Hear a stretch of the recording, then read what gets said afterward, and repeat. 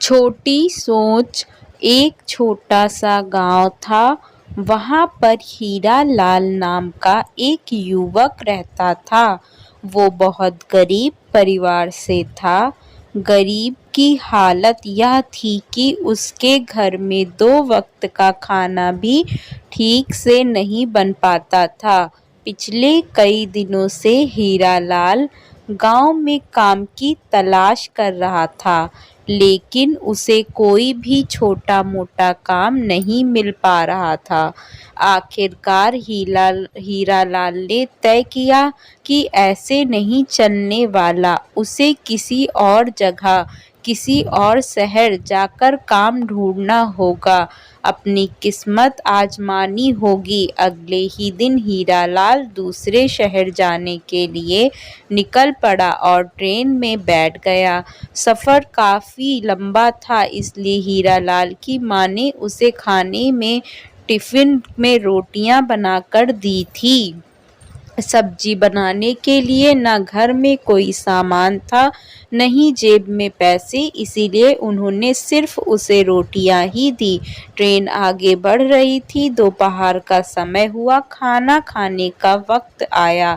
हीरा लाल अपना टिफिन खोला और वह रोटियों को कुछ इस तरह से खाने लगा कि उसे आसपास के सभी लोग उसे देखने लगे।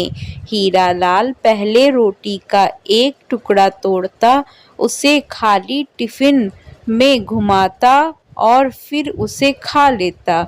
उसे देख रहे कई लोगों ने एक ही हीरा लाल के पूछा, अरे भाई, तुम यह क्या कर रहे हो? तुम्हारे पास सिर्फ रोटियां हैं तो सिर्फ तुम उन्हें खाली डब्बे में क्यों घुमा रहे हो? हीरा लाल ने कहा कि हाँ, मेरे टिफिन में सिर्फ रोटियां हैं, लेकिन इस रोटी के टुकड़े को खाली डब्बे में घुमाते वक्त भैया इनमें जी करता है कि इसमें अचार भी है। उसे देख रहे सभी लोग बड़े ध्यान से उसकी बातें सुन रहे थे। उनमें से एक ने उसे पूछा, क्या ऐसा करने से तुम्हें अचार का स्वाद आ रहा है?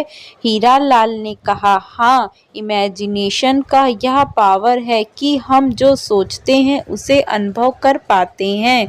दूसरे एक व्यक्ति ने बड़े आश्चर्य से उसे इस एक सवाल किया, भाई, अगर ऐसी ही बात है तो तुमने सिर्फ अचार ही क्यों सोचा? तुम वह सारी सब्जियां भी तो सोच सकते हो जो 5 स्टार में बड़ी महंगी मिलती हैं। इस तरह से तुम उनका स्वाद भी ले पाते। दोस्तों, छोटी सी ये कहानी सोच, कल्पना या सपनों के बारे में है। कहानी हमें यह साफ साफ बता रही है कि सपने पूरे होते हैं, लेकिन बड़ा सपना सच करने के लिए बड़ा सपना देखना पड़ता है। बड़ी मंजिल तक पहुंचने के लिए पहले उस मंजिल के बारे में सोचना पड़ता है। छोटा सा लक्ष्य कभी हमें बड़ा रिजल्ट नहीं दे सकता, इसलिए हमेशा बड़ा सोचो। सपने देखने हैं तो भव्य देखो।